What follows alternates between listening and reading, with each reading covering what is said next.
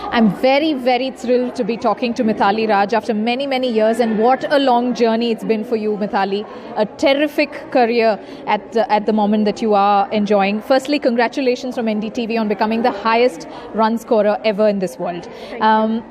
You're very welcome. We're very, very proud of you. I know that yesterday, after the performance that came through, I could see heavy eye bags of all the team girls when they were boarding the bus because of the sheer disappointment and feeling absolutely shattered by losing this match by just 9 runs. But it was heartening to see, Mithali, so many people turn out to the stadium and cheering for the girls, which for me, I thought was unprecedented. Well, yes, it's a different feeling when you see so many people have turned up for the finals. The whole stadium, this is my as a cricketer who's played for 18 years. This is my first experience with seeing so many people turn up for the game for women's cricket, and we didn't disappoint any of them because we really gave them a tough fight, and it wasn't a one-sided game. And even when we were getting onto the bus, obviously the girls are very emotional, and it is more heartbreaking because we were cruising at one point and then we gave away the match, and losing by 9 runs is in the finals. It will take some time for all of us to make peace with it, but overall, in a bigger picture, I see that it's done a lot of good for women's cricket, for Indian women's cricket, especially because now people are following women's cricket, and every member of the Indian women's team is a celebrity now, because everybody know who's what, who plays what kind of a role for the team. Earlier, it was just a couple of us that people would know, and the rest of the team was not known that much. And the girls have done very well. The credit to them, and also to ICC for actually broadcasting the matches, live streaming them, because that has really made a lot of difference for women's cricket globally.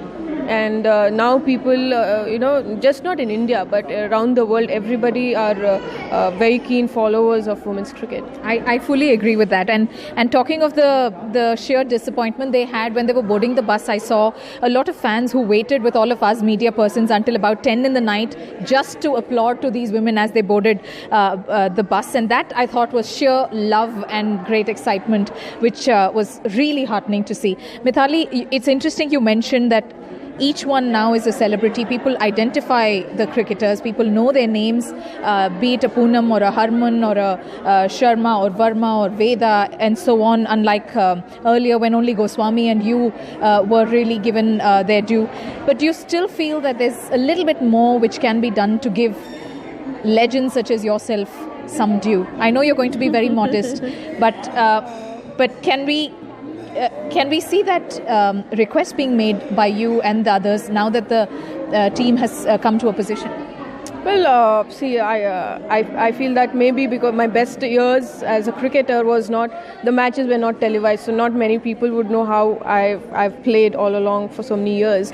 And this generation is very lucky because from now on, every tournament that they represent for India will be televised, and people will be rooting for them, following them. So that's the positive sign. And maybe that is precisely why Jhulan or me couldn't get that what you deserved. I will say it for you.